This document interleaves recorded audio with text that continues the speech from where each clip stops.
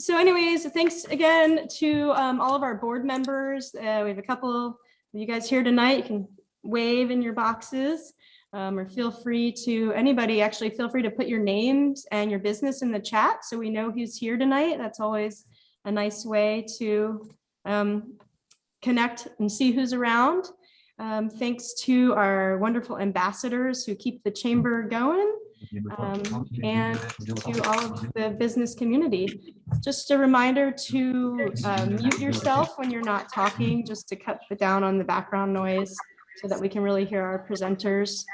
And we are really excited to have Dr. Jenn Capps from HSU and Beth Burks from Humboldt County Association of I'm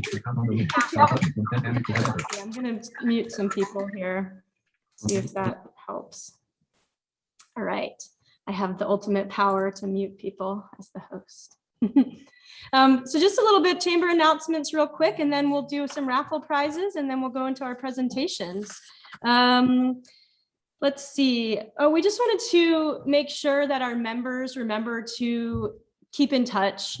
We, with COVID, we understand a lot of staff changing and hours changing. And sometimes when we try to reach out, we realize we get bounce back emails and things like that. So if you know that your contact people have changed over the last little while, just give us a call or an email so we can update our records. And then we are really able to be in touch with you guys, which is what we're ultimately trying to do, get information out as much as we can. Our fall business forum will be coming up later this fall. That is our workshop series, our professional development workshops that we try to host twice a year. And most likely it's going to be on Zoom this year, but of course we're still figuring out those details. And we're excited to offer some really great informative workshops. So if you have any ideas of things you want to learn about, please email that to us. Or if you yourself feel like you're an expert on something, let us know. We'd love to have you host a workshop. Let's see, what else do I have on my list here?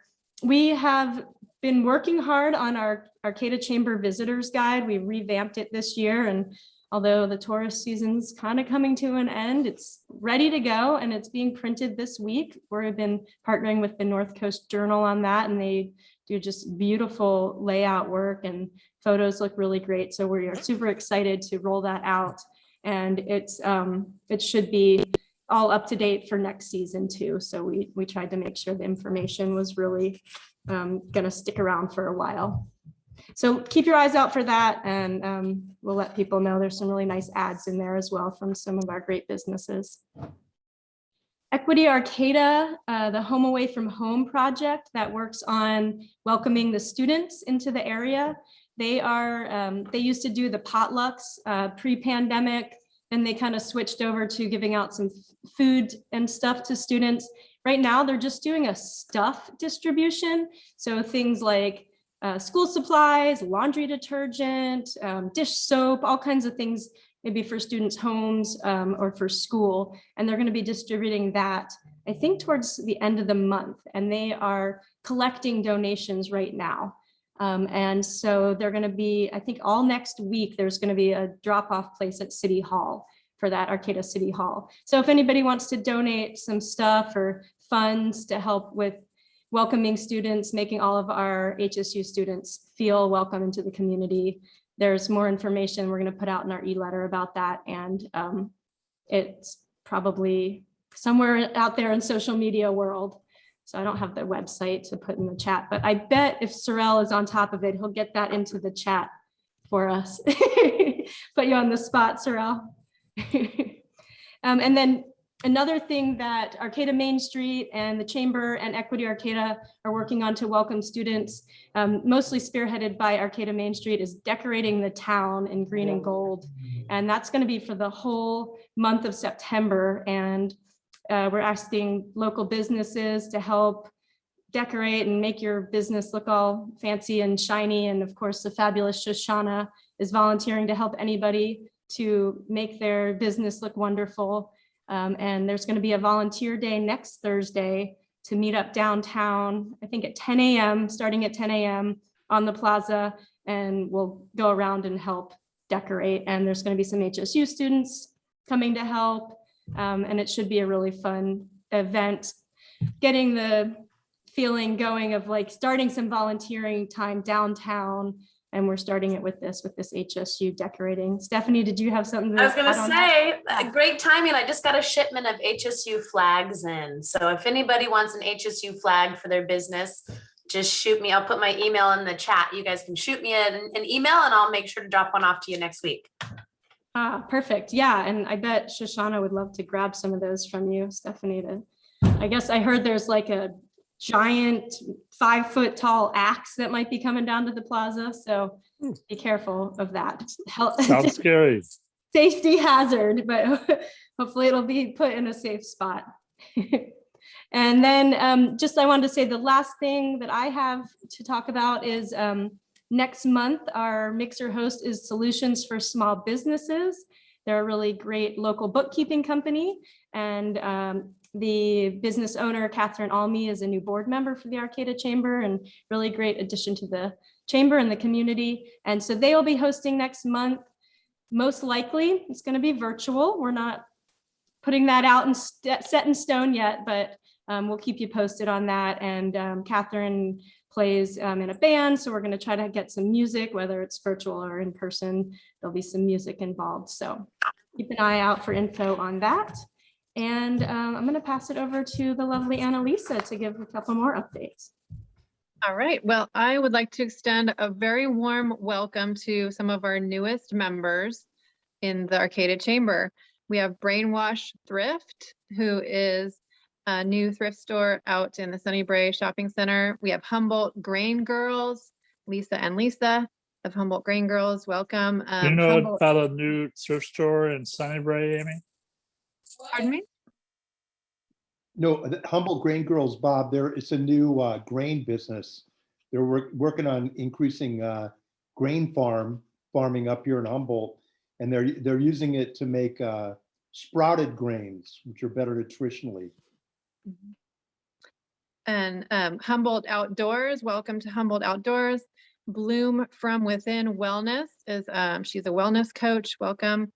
Friends of the Dunes, who is a longtime member, but they've renewed their membership after a brief break. And Arcata Church of the Nazarene is our newest one. And moving forward, we have a lot of catching up to do on these announcements of the new members. So I'm going to kind of work backwards for some new members that have come in before these folks. I also wanted to mention just a reminder that we are always trying to promote, all small business, local business. So please, you're welcome to have a top ad in our e-letter, which is $25 per issue, up to 4 consecutive issues. We also have free ad space all the time in our e-letters, as well as tagging Arcata Chamber for social media reposting and promotion of flyers as well.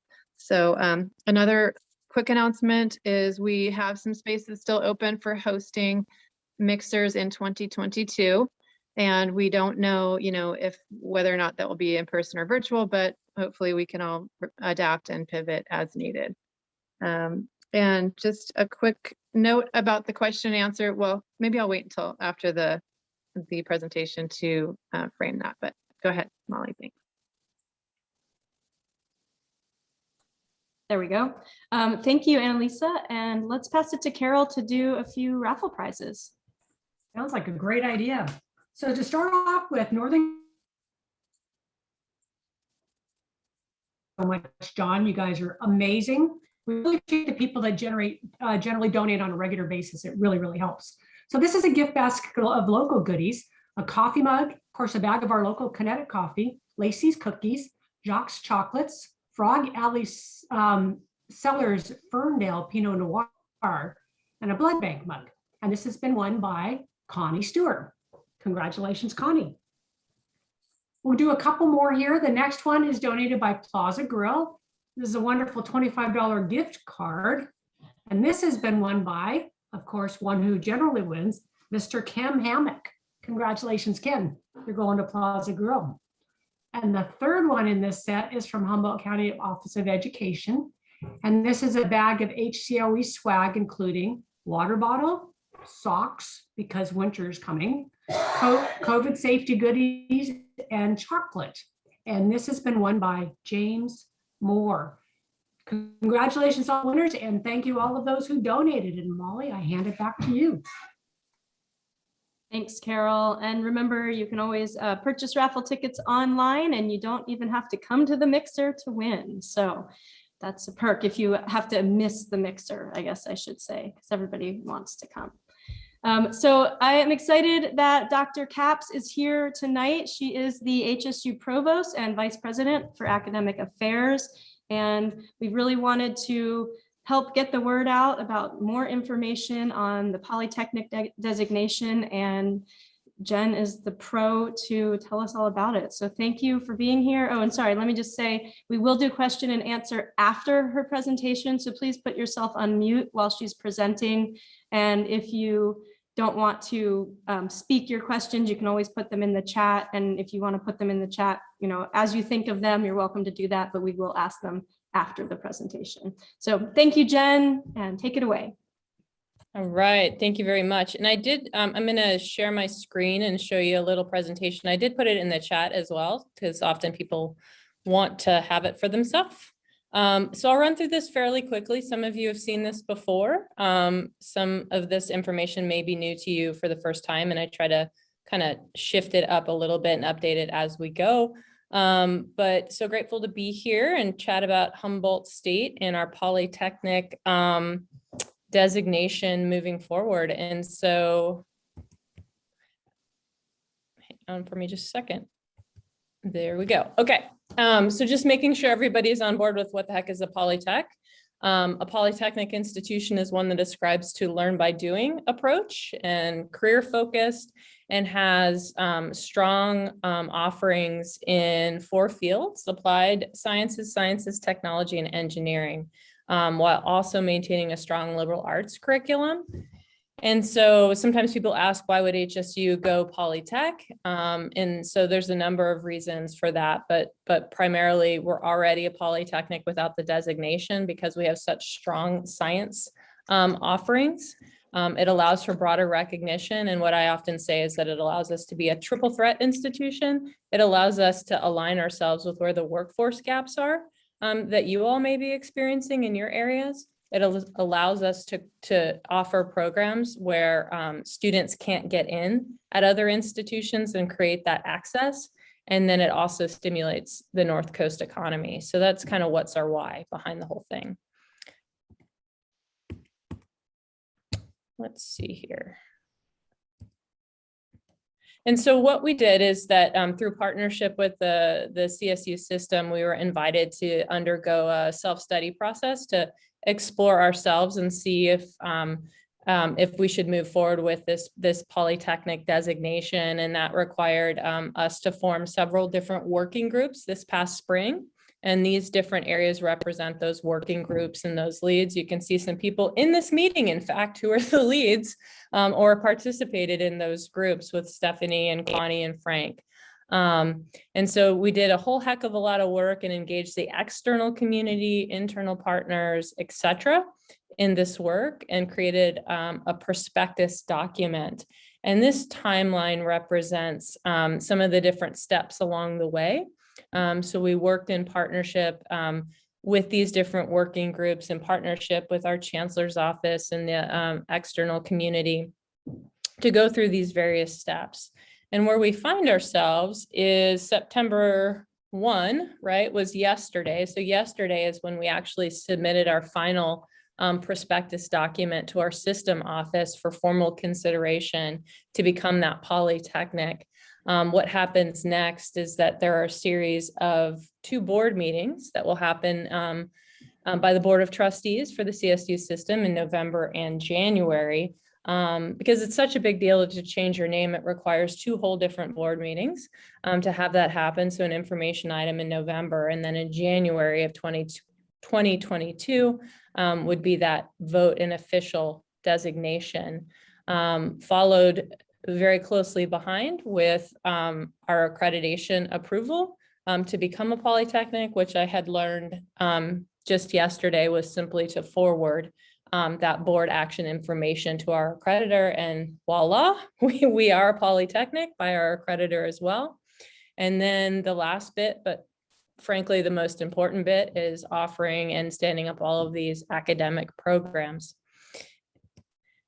And so what you might have heard along the way, we had, through a lot of work and a great amount of good luck, we caught the attention of the governor, who learned about our Polytechnic aspirations and asked if we needed some help in standing up our institution as a Polytechnic and transitioning in that way. And we spent a real busy summer doing the legwork to first make that request and then keep that request in the budget. And so we asked for $458 million to support our transition to Polytechnic, and we were awarded $458 million. Again, thanks to the great work of my partners in this meeting, $433 million in one-time funding and $25 million in base funding or ongoing funding to support this transition. So what does that mean? What's the one-time funding for? That's for things like modernizing infrastructure, things like housing. So as you can imagine, if we're looking to scale up our institution, attract more students, we're going to need more housing for both students and workforce. Things like academic space, academic buildings and programs, land acquisition. And then, as you've likely heard some from Connie and others, about broadband deployment, telecom, fiber deployment, that sort of thing. And so we received resources to the institution, but our hope is that these resources are going to help to make all of Humboldt County a better place, frankly. And this is, I won't spend a whole lot of time here, but again, you can download from the chat these slides, but this kind of gives you the line items of specific requests that we made and that exist for that one-time funding. But again, it goes into more detail about things like housing projects and infrastructure and facilities and that sort of thing. One thing that we're particularly interested in is the idea of mixed use space. So how do we co-locate different kinds of things in spaces to really optimize student success, and then also good partnership and relationship with the community. So co-locating things like retail and food with housing and academic space and business partnerships and that sort of thing. So really at the beginning of imagining what those spaces would look like and who our partners might be.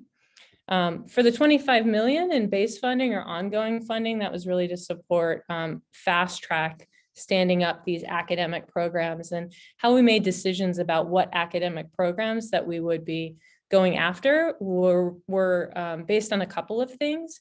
Again, if you go back to what I had said about that polytechnics have robust offerings in 4 fields: applied science, science, engineering, and technology, with the recognition that we already had strong offerings in applied sciences and science, we needed to add a bit in engineering and in technology. What we also sought to do is align ourselves with what the strengths of the institution are, but also what the priorities of the state are. So things like climate resilience, healthcare, wildfire management, et cetera. So we really tried to align our academic offerings in those ways, so that could again maximize where those workforce gaps were, and then also where students were seeking to get into programs, but they couldn't because they were full at other institutions.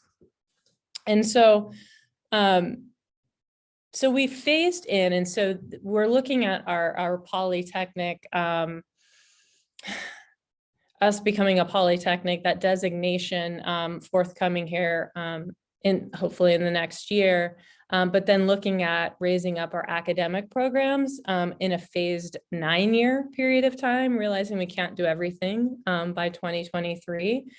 So this slide really represents what we're committed to putting forward by 2023. And again, you can see the engineering components, you can see the tech, you can see the fire, cannabis studies as well, to leverage the unique opportunities in the area, et cetera. And then as you get a little bit further out, it gets a little bit broader. These are areas that we're committed to exploring and diving deeper into. You'll see more in the spaces of health. What you don't see represented on this slide, but is continuing to emerge as great opportunities, are things in agriculture as well. Frank can attest that we were recently yesterday at this time, meeting with a bunch of dairy folks yesterday, exploring different opportunities in that space as well. So there's a lot of opportunities, and what I'm hoping, and I think what our HSU team are hoping, is that as we get into the implementation phase, which I'll share with you in just a minute, is to continue the connection and engagement with external and industry partners like yourselves to really help to inform our curriculum, because we really do want it to be aligned with career and make it as relevant and as applicable as possible. And so engaging folks like you all in that process of that curriculum build is going to be super important in that process. And so, as I mentioned in an earlier slide, we were doing these self-study working groups. So we're moving toward from working groups to implementation teams. And this list represents our forthcoming implementation teams. And so you can see there'll be an implementation team that's focused on facilities. And that one is a beast. I'll be honest with you, that likely will subgroup out a bit into perhaps instructional / research, housing, and perhaps property acquisition, because that's just a big one. But then you can see the curriculum and academic programming, which would be wonderful to have folks like yourselves involved there. The technology and infrastructure, budget, enrollment, and growth management. Inclusive student success, that GI 2025 may not mean a whole lot to this group, but it's our graduate initiative 2025, which is really geared upon closing equity gaps for student success. And then communications is a gigantic one. So that's one about communicating with our legislature, communicating with folks like yourselves, communicating internally and externally about what we're up to, because it's really important. This investment in HSU is historic, and we don't want it to be the last time that the state invests in a campus like ourselves. We want to be the model for what can happen when the state invests in a campus. So what I'll share with you, and I'll stop speaking and field questions, but if you visit this website, humboldt.edu/Polytechnic, you can access the prospectus document. So the final version of the prospectus document that was turned in yesterday. So that lives on that website and you're free to access it. You might want to cozy up with a glass of wine or coffee or whatever your choice is, because it's long. But the first couple of pages, there's an executive summary that really kind of boils down the highlights and the main points. And there's also a table of contents that can direct you to different pieces that you might particularly be interested in, things like housing and infrastructure, our phased academic programs, our plan for being perhaps a different kind of polytechnic that really works to be an institution where we seek to be inclusive rather than an exclusive kind of institution. So I'll stop there and take a pause because I want to make sure that I can respond to any type of questions that you all may have. And I had no idea that I would have such a great supportive cast in the room with Frank and Connie and Sorrel and Stephanie that I might even make them answer a question if I don't have all the best answers. So with that, I will open it up if folks have any questions. Thanks, Dr. Capps. So please feel free to just go ahead and unmute yourself and ask away, or if you'd like to put your questions in the chat, we can read them for you. Or if you want to raise a real hand or a virtual hand, we can call on people if that needs to happen. But I think we can start by just unmuting and speaking.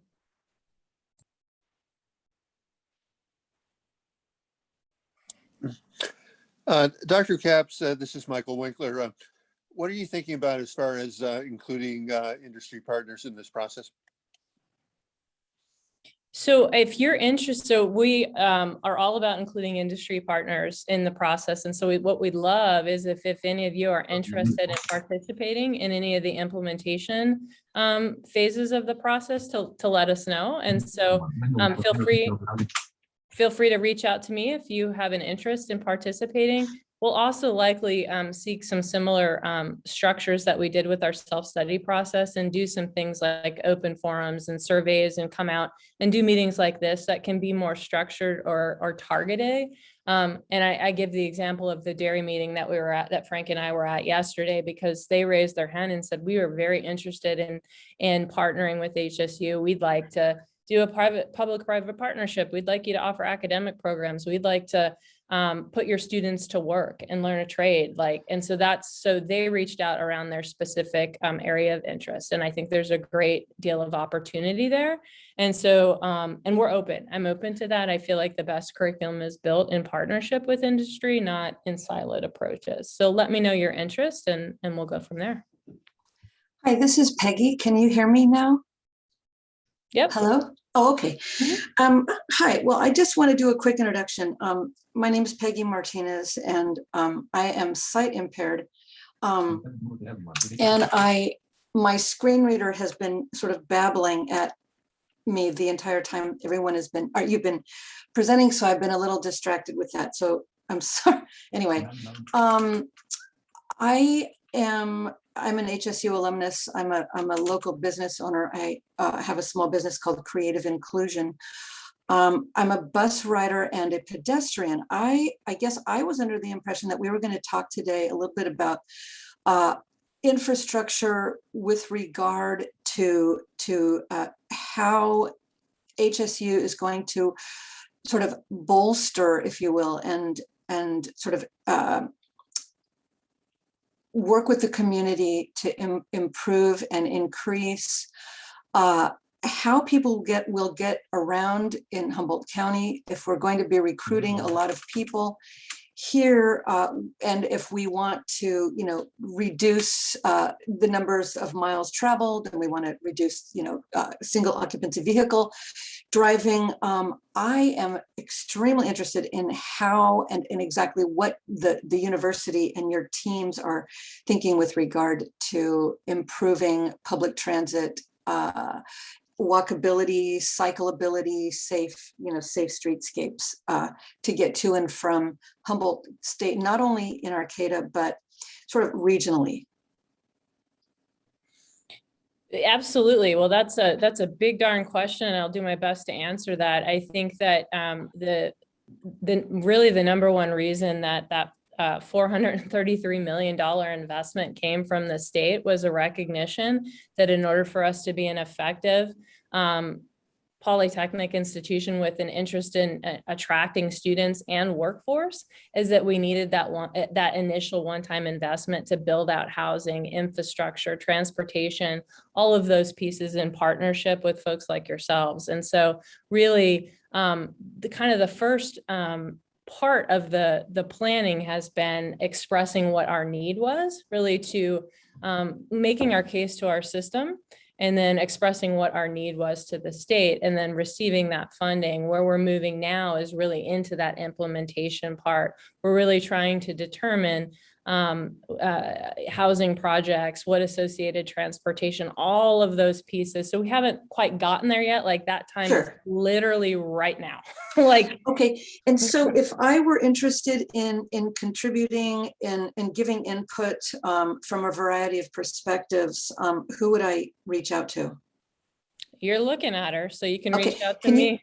Okay, can you just say your contact information out loud, because the chat is super hard for me to manage? Absolutely. So it's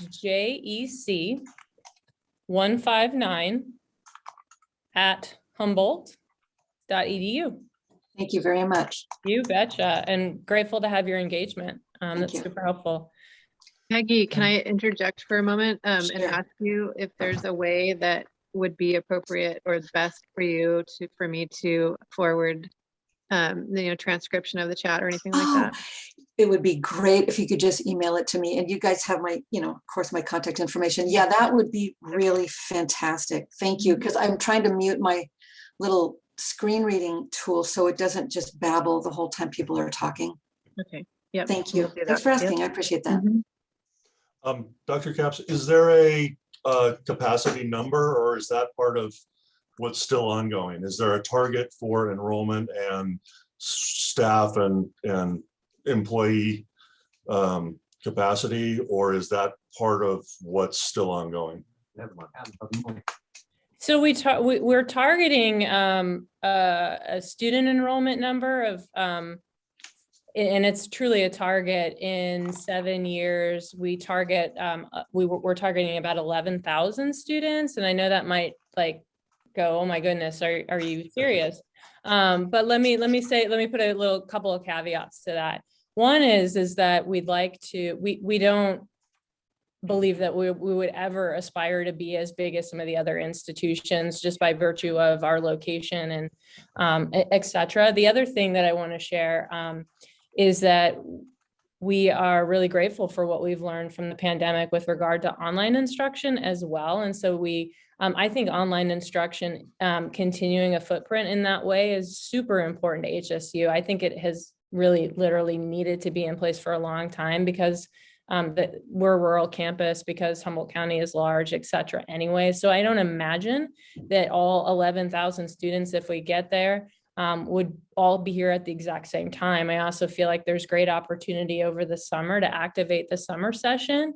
What I see is a fall and a spring that is different levels of activity in a summer that, at least on our campus, which is really, really low activity. And so if we can balance out that activity and then also expand our campus and really have it be integrated within the community. And what I mean by that is in partnership with industries, the whole idea of learn by doing and that living laboratory idea as well. But I go back to that piece about the infrastructure and the housing investment, because that was just such a huge thing that we had to put forward to say, we can't do this unless we can responsibly and respectfully build up the capacity that's needed around housing, technology, transportation. I see a little bit of the pieces about healthcare and medical care. And so we are working alongside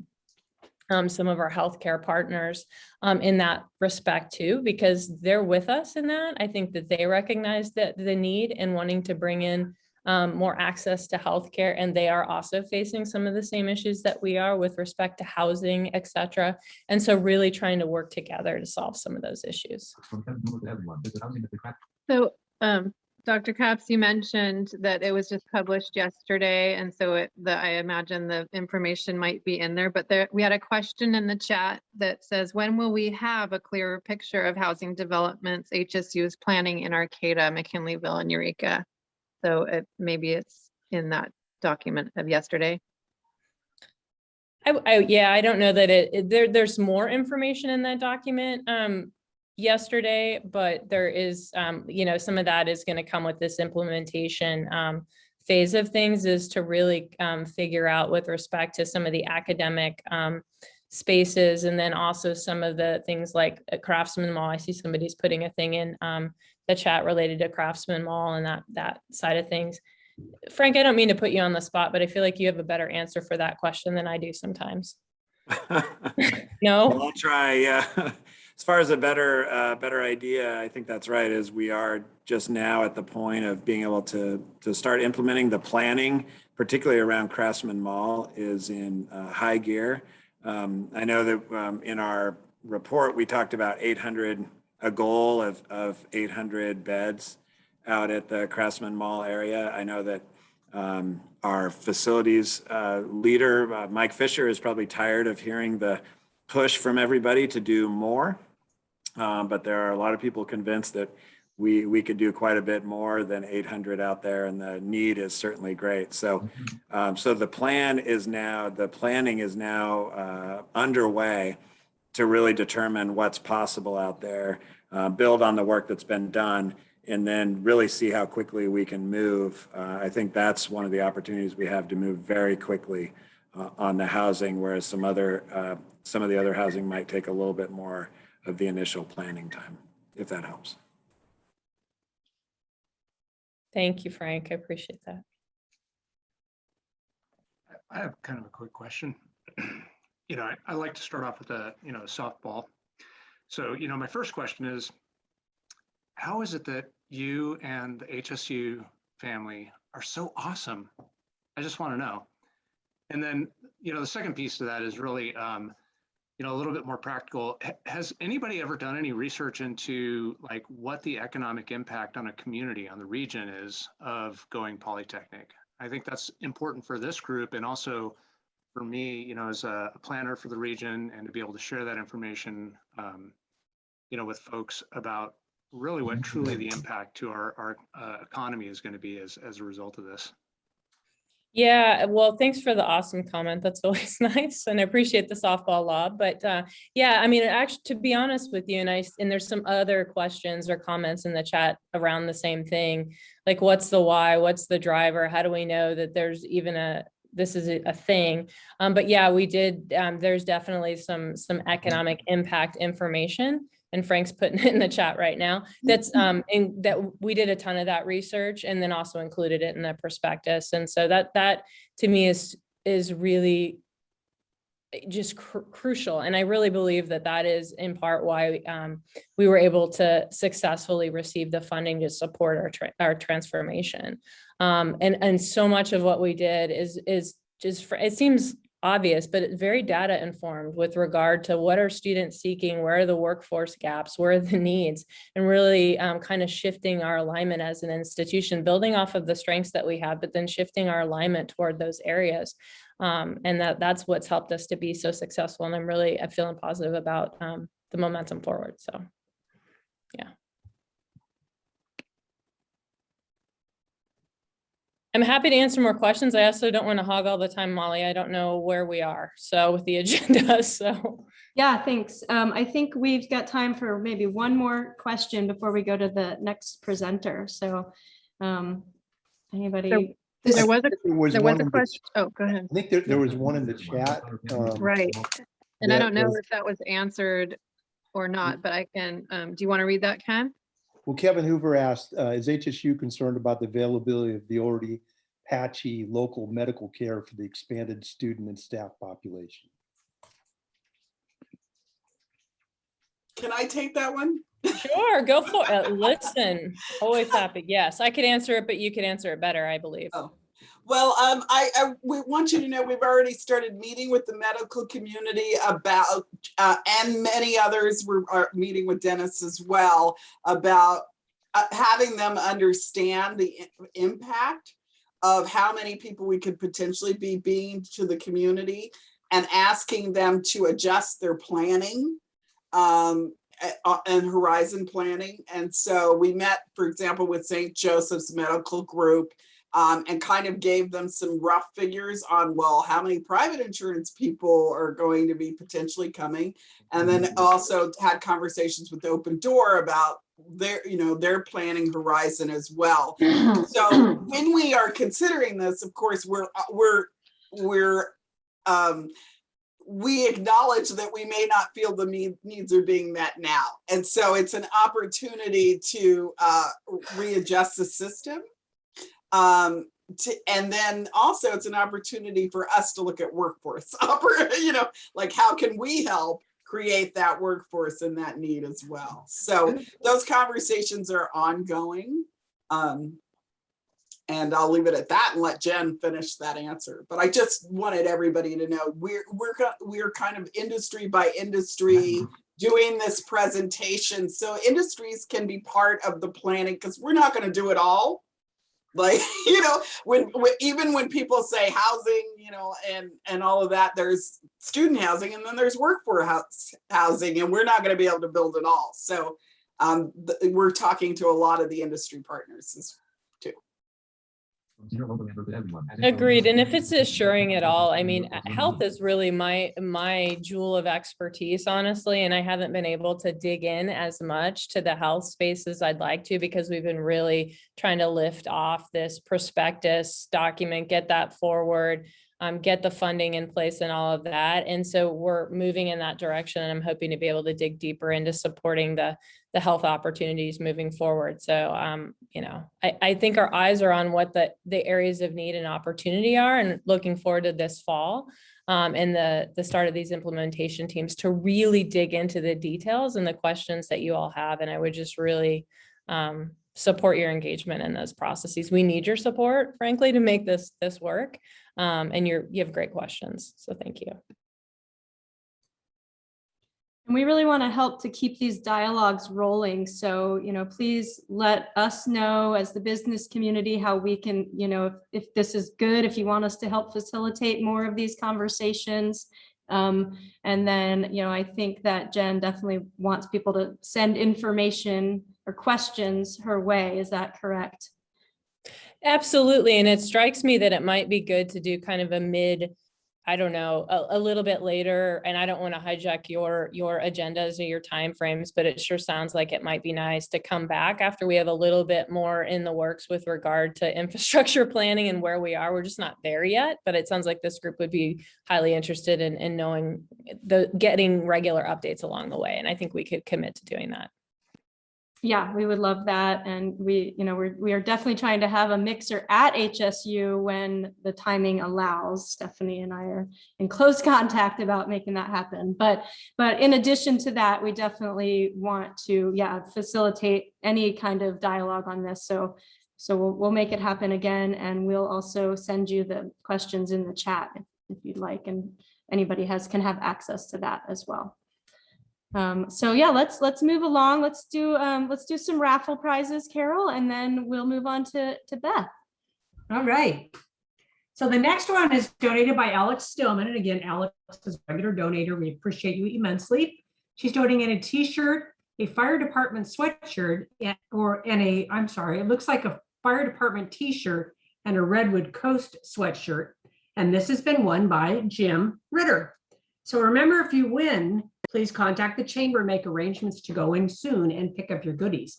Next one is donated by Six Rivers Brewery here in McKinleyville, a $25 gift card. And this has been won by John, again, from the blood bank. Congratulations, John. And we have one now that's been donated. Thank you, Stephanie, from HSU, their HSU sweatshirt and chocolate bar. And let's see. Annalise, I'm going to have you do a quick draw and let us know at the end of this who won that one. Probably just put that in the chat because this got added in. All right. Okay, and the last one then for this is Alex Stillman again donated a gourmet pasta cookbook and a $10 gift card to Murphy's. So you can go to Murphy's and buy the items for your gourmet pasta cookbook. And this has been won by one of our ambassadors, Amy Martin from HSU. Back to you. All right, thank you, Carol. Annalisa will draw the name for the HSU donation, and we'll get back to that one after Beth Burks. And I just wanted to say real quick that we will contact you if you're one of the winners. So we'll contact you and we'll let you know how to get to the goodies. And most of them are here at the office, and we can mail stuff as well. Okay, so thank you so much, Beth Burks, for being here today, Executive Director of Humboldt County Association of Governments. Sorry, I stumble on that title every time. What a long business name. I feel that way about Arcata Chamber of Commerce, but that yours is even longer. So I am gonna just hand it right over to you, and thanks again for being here. Well, thank you so much. Yeah, I see a lot of familiar faces in this virtual room, but I have a question I'd like to ask. I think I see a lot of, city government types who probably know H-Cog fairly well, maybe even a past board member or two. But just before you saw the announcement for this presentation and maybe Googled it because of that, who even knew about H-Cog? Had you even heard of it? Was it on your radar? Maybe virtual show of hands. Yes, I see. A few people, not, from what I can tell, not even half. So we're kind of obscure, and I am trying to change that. So for those of you who are very familiar with our organization, this will seem like a lot of maybe really basic facts. But it really is, I am new to H-Cog. I've been in my position of executive director for 8 months. And one of the things that really stuns me is that H-Cog does a lot of work about transportation planning behind the scenes, and most people in our community have no idea we even exist. So I want to kind of go over what H-Cog is, what we're working on right now with our regional transportation plan update, and how you all can participate in that. And I thought Peggy's question about HSU and sort of the transportation infrastructure, was really pertinent. And, I think through this, you'll see that there would be room for those kinds of partnerships with H-Cog to work with HSU on maybe the studies necessary to figure out what kind of transit needs to be provided and those types of issues. So We do lots of planning, and I'm ready to give a presentation and tell you all about it. So I'm going to start sharing my screen here.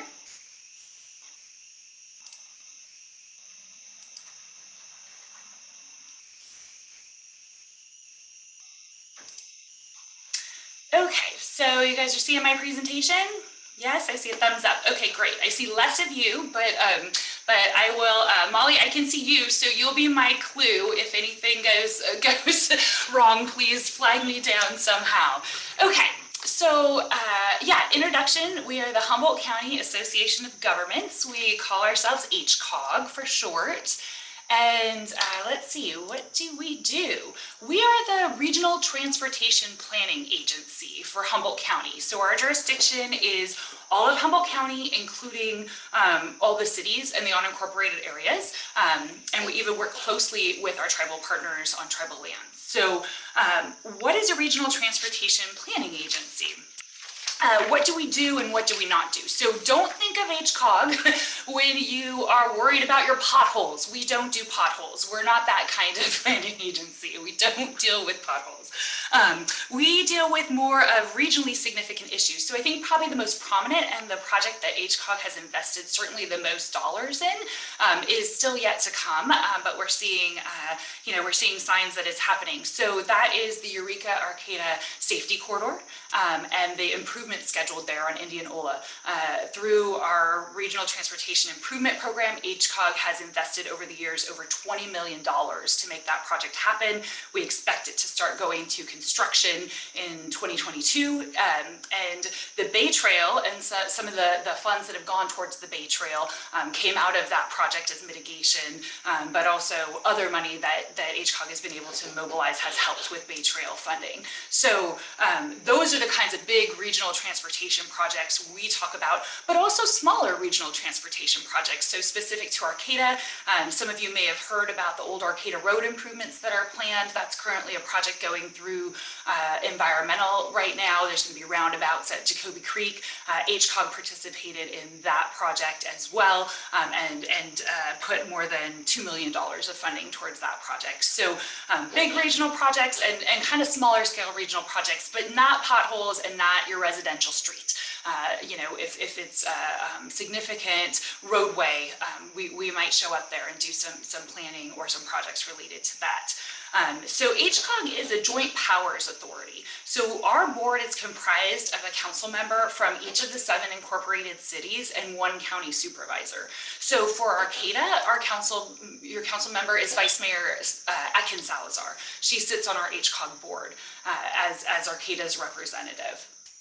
And we have, in addition to the board, we have 2 committees that are really important to H-Cog's work. And one is the Technical Advisory Committee, and that is made up of primarily all the public works directors throughout the county. And also really unique to our COG and our Regional Transportation Agency is that we have tribal governments, their transportation managers sitting on our Technical Advisory Committee as voting members. So that's something we're really proud of and really helps bring it all together and make sure we have good representation.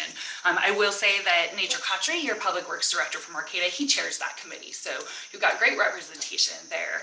The other committee we have is the Social Service Advisory Council. This council is primarily focused on transit-related issues. So our transit operators are on that committee, and also our social service providers sit on that committee. So what we're focused on is transit, roads, regionally important roads, and commuter trails. So not so much the recreational trails, but any trail you could commute on that could be considered a transportation trail. That's important to us at H-Cog. So let's see. So why should you care about H-Cog? And I will say that our transportation infrastructure affects literally every single person who lives here, every visitor who travels here, and all the goods and services that get to us. It really connects us all with all the things we want to be able to do. And in terms of dollars, it is the biggest investment our communities make in infrastructure. So it is really important. And so if you care about things like jobs and housing, economic development, trails, pedestrian facilities, sea level rise, I mean, climate change, multimodal, I mean, all of these things, if you care about those, start paying attention to what H-Cog is up to, because we care about all of those things too. And we're looking at how how transportation links all of these things together. And so we really see our transportation system, it just hugely impacts our quality of life. And we're talking about transportation, and that's not just for cars, that's for walking, biking, rolling, however a pedestrian is getting around. We want to make sure that our systems are suitable for all users, including transit users as well. So what do we do at H-Cog? Like, what do I spend my day doing? We do a lot of planning. So we make a lot of plans. And then what do we do with these plans? So here's some examples of plans that we are in charge of, and you see some of them up on the screen, but one of them we do every year is called unmet transit needs. So we work with the transit providers and the community to identify what transit needs are unmet in our community, and then using a very legal definition, we determine if they're reasonable to meet, and then we work with the providers to implement the ones that are reasonable to meet. So sometimes we've tried, like, a common one is later night transit service or weekend service. And so HTA, Humboldt Transit Authority, has been able to do pilot projects for those kinds of things and see if they can get the ridership. So those kinds of studies. We are the primary sponsor for the bike map Humboldt. So that is actually just being updated right now, so that in addition to the paper map, we will have a bike map app, so that you'll have an app on your phone and you'll be able to know all of the bike paths in Humboldt County, which streets are safer for bikes, where there's class 1 bike, separate lanes for bicycle use. So we've got that just recently, and I see some familiar faces here who participated in this one. McKinleyville Transit Study was done, and this was to look at could there be a transit system in McKinleyville, and it did also look at improved connections between McKinleyville and Arcata and other communities, but really focused on could McKinleyville in and of itself sustain like an internal transit system. So we helped fund that kind of study. We were part of the Humboldt County Safe Routes to School prioritization tool, so helping schools get ready for funding that would be useful to get them safe routes, so ability to be walkable to school and have sidewalks there. So those are just some examples. We have a countywide pedestrian plan. We have a countywide commuter trails plan. Recently, since I started at H-Cog, just when I began at the beginning of the year, we adopted a Broadway multimodal corridor plan. And that one's pretty cool if you get a chance to take a look at it. It really reimagines Broadway with couplets and all kinds of multimodal access, and really would change what sort of that South Broadway area of Eureka would look like. And we're seeing some of that already implemented by Caltrans. The work you see on South Broadway now is actually a ADA project, which is one little piece of it, but there's a lot more to come on Broadway. So that's really exciting. So we do a lot of planning. And then what do we do with these plans? Well, we're trying to, one, be good advocates for good transportation and multimodal benefits to our community. But we also want to help get funded important regional transportation projects. So by doing these plans, the projects that we highlight in the plans or the recommendations of the plans, they kind of become fundable little projects that then we can go out and seek different types of funding for. So we do work with all of our partners to do a lot of grants, work on a lot of grants and discretionary funds that we can access. And then we also have certain pots of money that come to us because we are a regional transportation planning agency.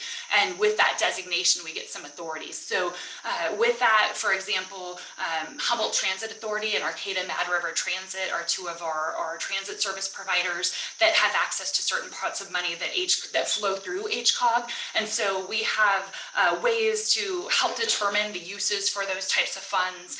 And some money can help with maintenance and operations. Other pots of money are set aside so they can do equipment upgrades, like buying electric buses is a big one right now. We're saving a lot of funds for that. So that's specific to transit transit, and we have different, like I said, different pots of money that come and flow through H-Cog, just eligible for transit providers. And there's also some grants that they can apply for that they are required to have the Regional Transportation Agency sort of approve in order to be eligible for those. So it's important we stay on the ball and work with our providers, our transit providers, and make sure we're able to make them as eligible as they can be for as much money as they can get. So one of the other big responsibilities we have is related to the State Transportation Improvement Program. And that is a pot of money that comes through the state that we get basically shares, kind of unknown until they arrive, shares that it's a 2-year cycle, and then it's kind of like funding that goes for about a 5-year term. And so for this year, we're in a cycle right now, and we're looking at currently with our committees and our board over $5 million to put towards local projects.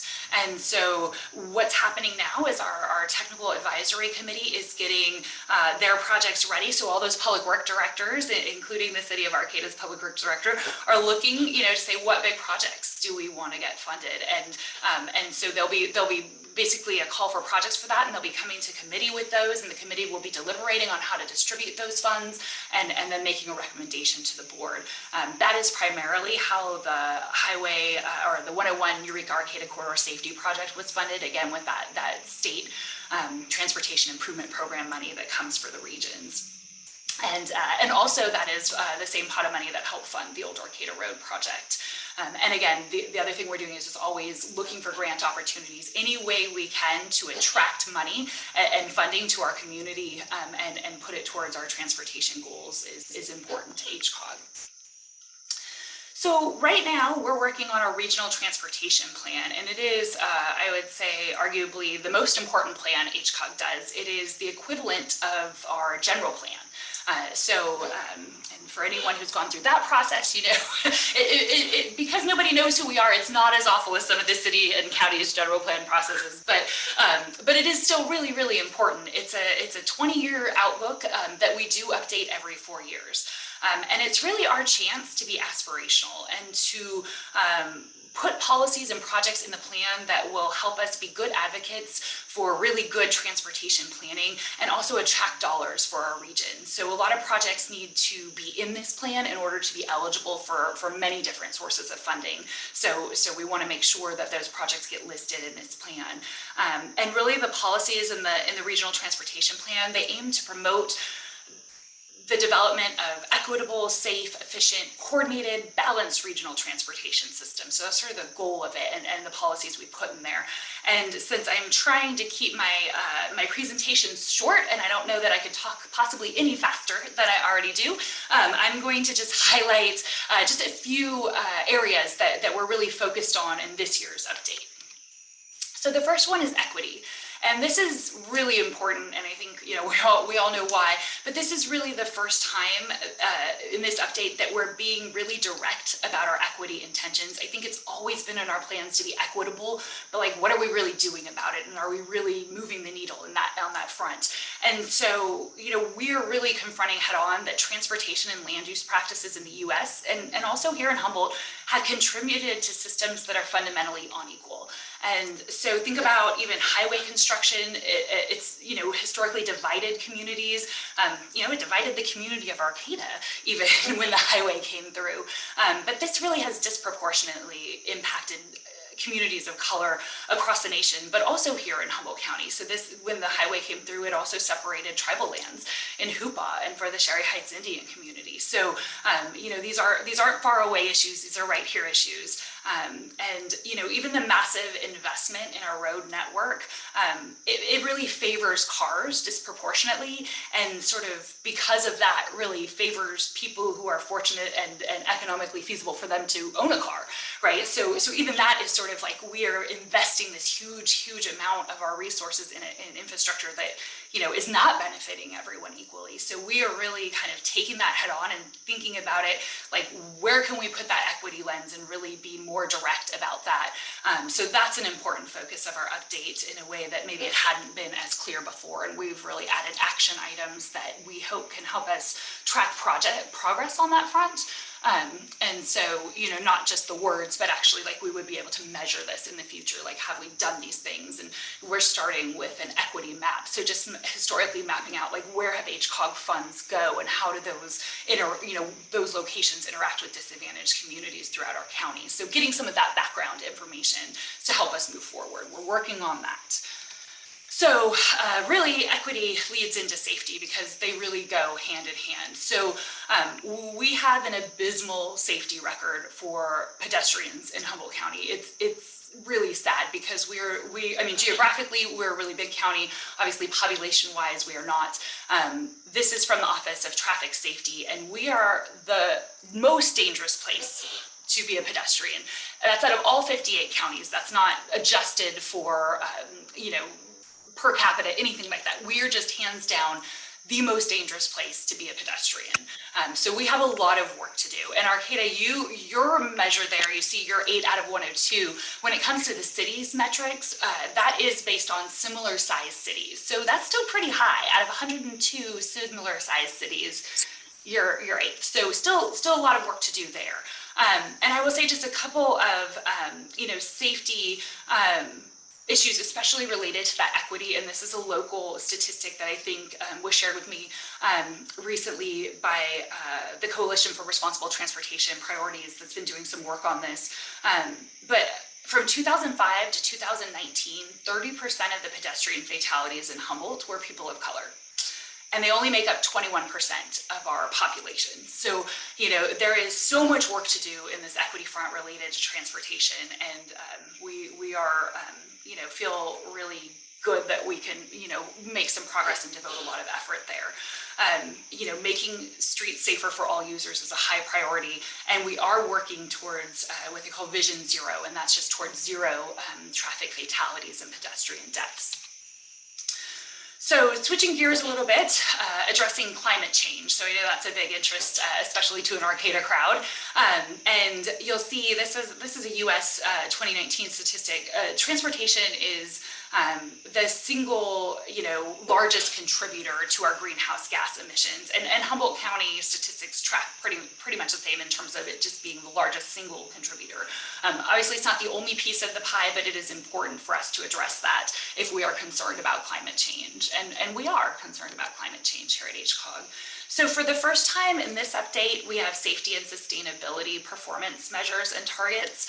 And I don't want to take the time to read all of these, but things like mode shift to get people out of their individual vehicles and doing active transportation or using transit, bigger investments into complete streets and active transportation education,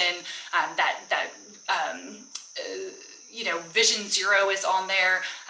And also kind of new to our policies this year is more focus on the efficiency of where housing's located. So we're going to take a more vocal role when we see housing proposed and subdivisions proposed to say, hey, you're supposed to be looking at our plans too, and make sure that those subdivisions and new housing it has those complete streets and it has those connections to transit. It has access to bikes, bike lanes and things like that. So we, don't be surprised for those city government folks. You might see a comment letter from H-Cog, and that might be a little out of the ordinary from our past practices. But I think it's really important that we be the advocates of these policies and really support local governments trying to make those changes when they're getting a lot of pressure for a lot of needs, including, keeping housing costs down. So, but I think we all want to see affordable housing, but we also want to see livable housing.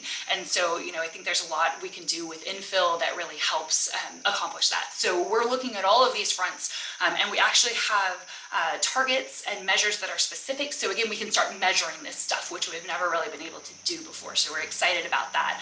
And this target table that's going in our regional transportation plan was developed by an ad hoc committee with many stakeholders over the course of a year. So it was really well vetted, and we're pretty proud of it. So we've talked a lot already about active transportation. And that's historically been a big focus of our regional transportation plan, and this year is no different. So it is just huge goals. We really want to see projects that H-Cog dollars go towards be supporting active transportation and have what's called complete street components. So complete streets are streets that are safe, comfortable, and convenient for everyone who uses them. And that includes walking, bicycling, driving, you're taking public transit. And that includes children and teens and elderly and people at all ability levels. So we really need to be thoughtful when we put together this infrastructure and how we, even make upgrades to our current infrastructure. And along the lines of complete streets, one of the things that happens in the regional transportation plan is we have a list of complete street projects. So each of our member entities and the tribes put forward their list of the most important projects to them that are regionally significant. And we include that in the regional transportation plan. And as I mentioned, that makes them eligible for funding through H-Cog eligible sources, but also other sources. So they can show that, yes, it's included in a plan that's been adopted. And so that's really important. And, significant to Arcata, I will say this year, they proposed 10 projects on the list. And I'm not sure how I'm doing on time, but I want to read through a couple of them because I think it would be interesting. And my presentation is really close to wrapping up. So Old Arcata Road, Buttermilk to Jacoba Creek, we talked about that one. They're going to be finishing that one up, but it's still on the list. Highway 255 at 101, they're looking at roundabouts. And all of these come with like transit and pedestrian improvements when we look at doing these projects. Also 101 at Sunset, LK Wood Boulevard. I will say when I was a student, I always told my mom that if I ever die walking, you'll find me at this intersection. So it's horrible to navigate, and that would be wonderful to see, better pedestrian improvements there. There's also things like South G Street Beautification Project, Samoa Gateway improvements. I won't go through every single one, but just to give you a flavor of what kind of regional projects make this list. It doesn't mean that in the next 4 years or even, the next 10 years that these projects will all get funded, but it's crucial they're in our plan so that they're eligible for funding. So with that kind of, very quickly sums up like the core pieces of our regional transportation plan update. So what's next? I would just urge you all to participate. And I can't put this slide in the chat right at the moment, but I will get that to Annalisa so she can distribute it and make sure you have all these details about how to get in touch with H-Cog. But really right this moment, if you have your phone out in camera mode, you could literally like through your screen, put that QR code in and it will take you to a survey. So I really encourage all of you to fill this out. We've had great responses so far with a couple hundred submitted, which is pretty good, but we'd love to get more. There's open-ended parts that are really fun for us to read. And then there's, a lot of multiple choice questions on that survey about what's important to you in relation to transportation. And you can also get to the survey and all of the pieces of our regional transportation plan update at www.hcog.net. I also, for those kind of like planning geek type people in the room, just go to our website. We have all of our minutes and agendas and all the fun, transparent public government stuff on there. And so you can kind of see what we've been up to. We have a great library of all the plans we've adopted over the years. And so check that out if you're interested. And then we also have a community meeting coming up on September 13th from 6 to 8. This will be virtual. We'd love for you to participate in that. It's going to have some interactive aspects, some polling questions, and some breakout rooms so we can have a little more rich conversation about the transportation issues that are important to our community. We've been doing several pop-ups. We've kind of just concluded those, but we've gone to many communities throughout Humboldt, farmers markets, things like that, just kind of like asking people, what do you think and how's it going? So then the final slide is just really reach out to me. I'm happy to receive an email. I love to talk on the phone with all the people in our community. So I like that old fashioned, just pick up the phone and call. But I would love the opportunity to hear from businesses specifically about the transportation infrastructure you all need to keep your businesses thriving. And I want to make sure that voice is part of our regional transportation plan update. And we need participation in order to get that. So again, reach out to me. I love the one-on-one conversation. Come to our meeting or however else you want to participate. I encourage you all. So I'll stop sharing my screen and open it up for questions. I have a question. Yeah, go ahead, Peggy. Surprise, surprise. Well, first off, thank you so much. Super interesting, great enthusiasm. I really appreciate all the different, new things that you're going to be, that you're implementing. a lot of that stuff about equity that you mentioned, I just want to say from a particular perspective that we have known about this for many, many years, and about the sort of inequity of planning and this and that. So it's great that it's being acknowledged. It's useful, but what is more useful is more transit and more usable streets. So it's great to acknowledge. That's cool.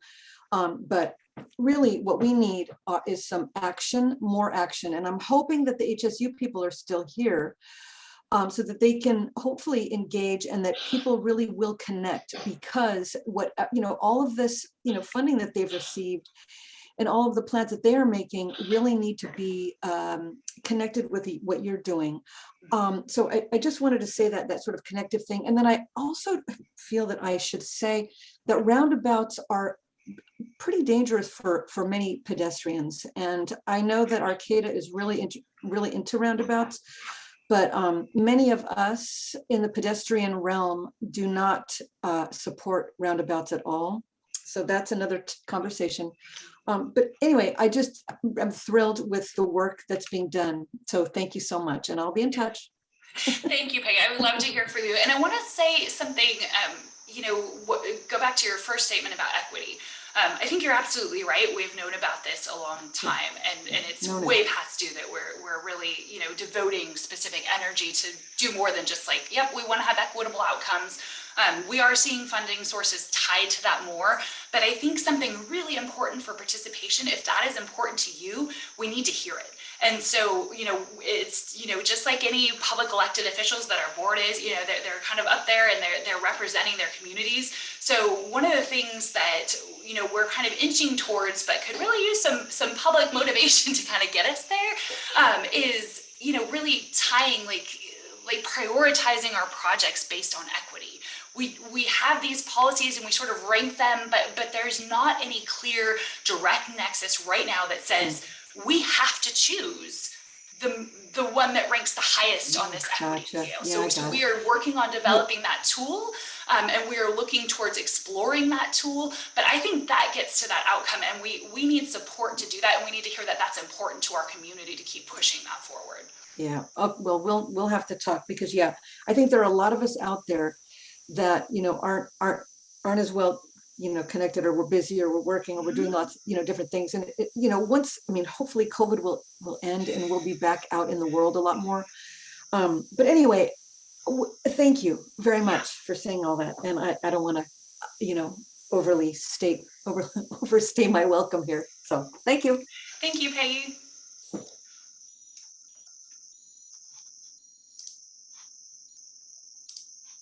I'll add one more in. Beth, this is Ken Hammock. Great presentation. Thanks. Good information. While you're working on your long-term plan, how much do you collaborate with, like Cody over there working the airport and, the bigger transportation picture? Yeah, we are really well connected with, the cities and transit. We have like 3 paragraphs about the airport.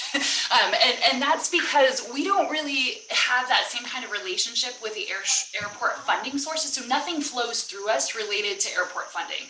So that's why there's a little bit of disconnect. So we certainly want to be part of promoting, the viability of the airport. And we have a little bit, we kind of just summarize all the different airport planning that's been done in our plans. But that's one thing that's just not, we don't have a huge connection. It's not nothing, but because we don't have any real exciting funding sources to offer the airport that they can't get without us, it's just not a big connection there. But we do work to things like make sure that we are analyzing, do we need more transit going to the airport? Can you walk from the airport to get to somewhere else? That kind of stuff we're linking in on, but not so much like the airline carriers or anything like that.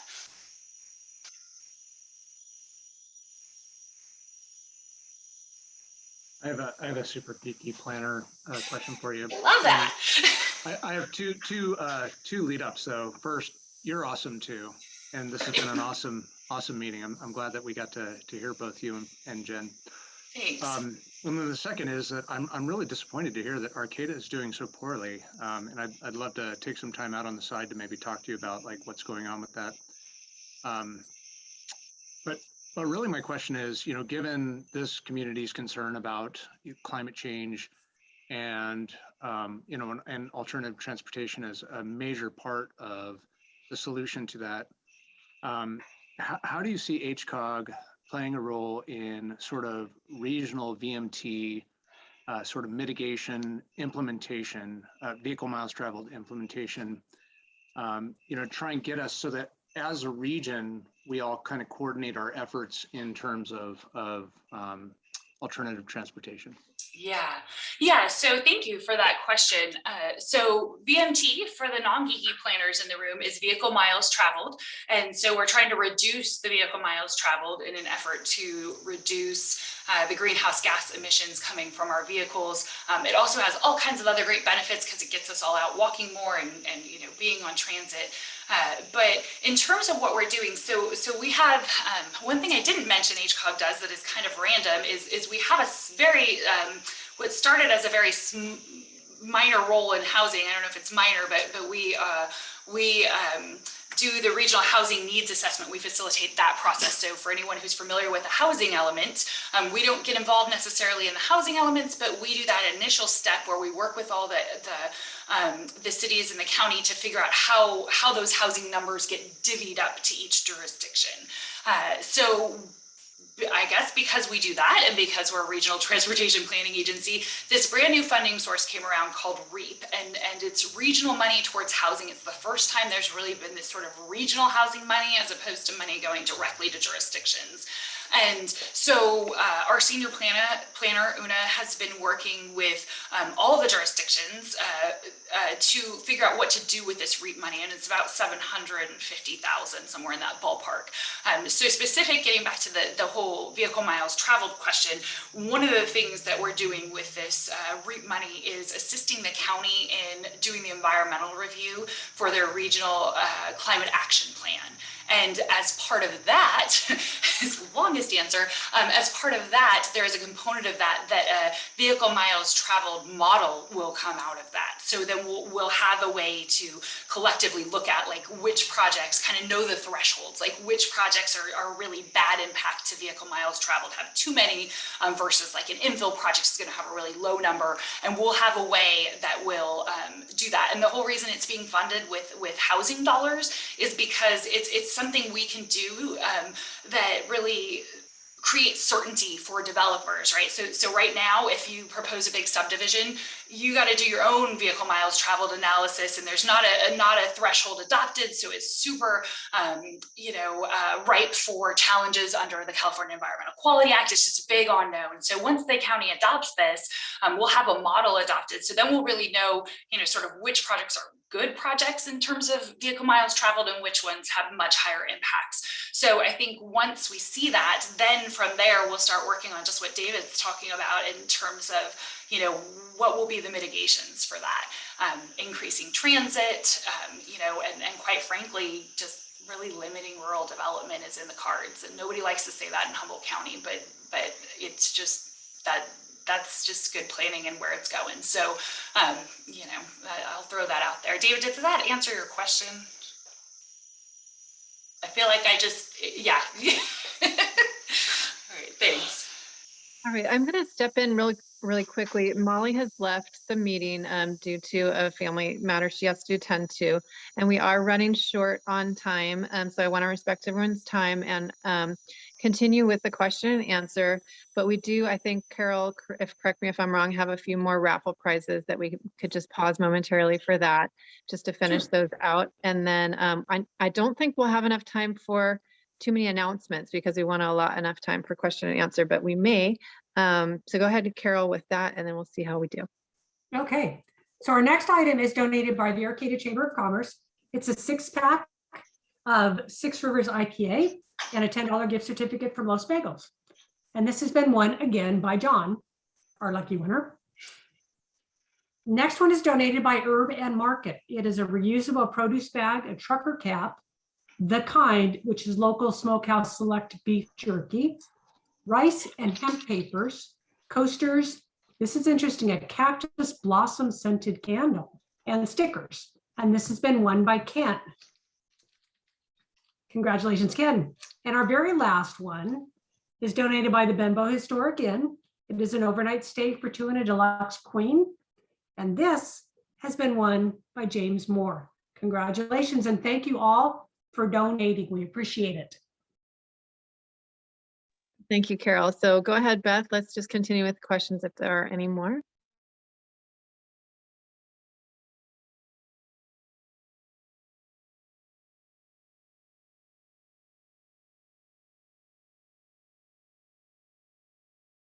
Okay, going once, going twice. Okay, so let's open it up for some community announcements to finish the evening out. Anyone have any announcements they'd like to share? Let me just say first, I'm sorry. Thank you so much, Beth. Let me just wrap that up with Beth. And thank you so much for a wonderful presentation. I will say a few parting words at the end about, sharing the transcription of the chat and such. But yes, thank you to our presenters, Dr. Capps and Beth Burks. So let's go ahead and open it up to our announcements.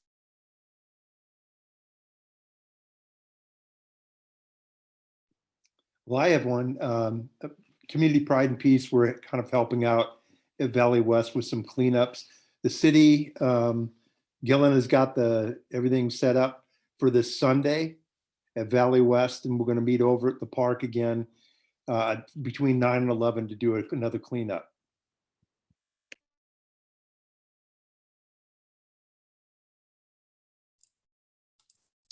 I can make an announcement. This is James Forrest from NorCal PTAC, that we are the Procurement Technical Assistance Center, hosted by HSU on the campus. And our new grant year just started. We are awarded the full amount that we usually get, which is great. And our big emphasis this year is focusing on increasing our services to rural communities like Humboldt. So you'll hopefully be hearing us on the radio already. I think we're on CaseLog. We're going to do a TV ad pretty soon. And if you guys know any small businesses or any kind of businesses at all that you think might be good sellers to the government, that the government might make a good customer for them, we can help from A to Z with procurement processes, which can be a real headache. So we are a nonprofit service. We offer all our services for free. We hosted a mixer back in May. But we are on campus, so feel free to reach out to me. Go to our website, norcalptech.org, and refer businesses to us. We're happy to help. And for any announcements, if you want to plug yourself in the chat, feel free.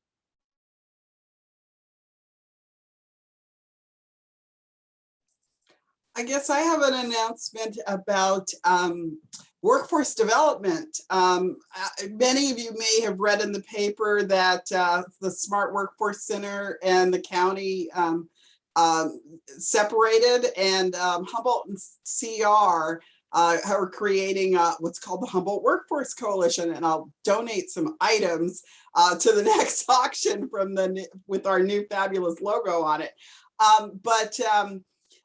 We're up and running. Unemployment insurance benefits in the advancement. So we're expecting folks to want to re-enter the workforce. For those of you who may be hiring, we have a program for on-the-job training where if you have low-income folks that qualify for the workforce funds, we can help cover their salary while you train them. And so if you're interested in learning more about on-the-job training opportunities, please do contact me. I'll put my info in the chat. The Job Mart is reopening starting on the 7th of September. Will be open to the public again, can help folks putting resumes together and doing job searches. So please be sure if you've got jobs coming up to put them into Cal Jobs, because that's how we help folks find you. So thanks so much, and I'll put my stuff in the chat.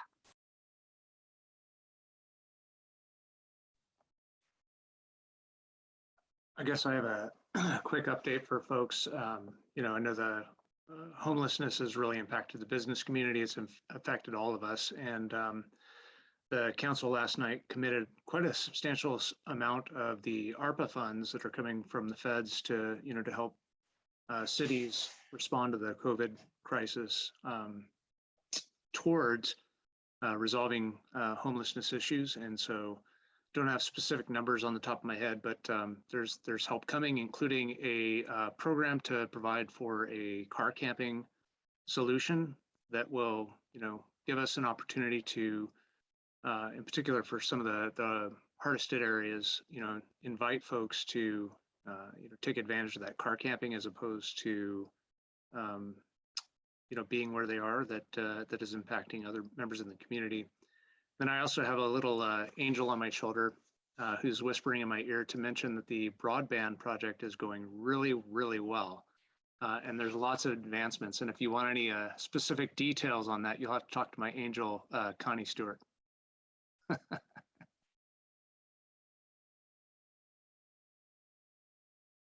Okay, well, I am going to just say a few last words. And then if we still have some more time, we can have you say some last words. I just want to thank you all so much for coming. This has been a wonderful gathering and connecting place for us all, and such important information.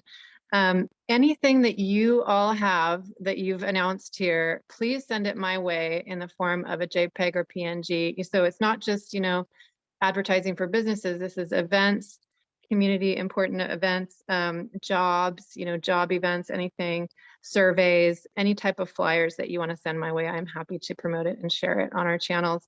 Our next mixer will be October 7th. And like Molly mentioned, it's Solutions for Small Business, and it was planned in person, but we are not sure how that will go. So we will stay tuned. So please stay tuned for that. And yeah, I think that's it for me. I will just try to put this up on our YouTube channel and have a transcription as well, so that everyone, all this information can get out there to everyone. So any final words? Stay strong, everybody.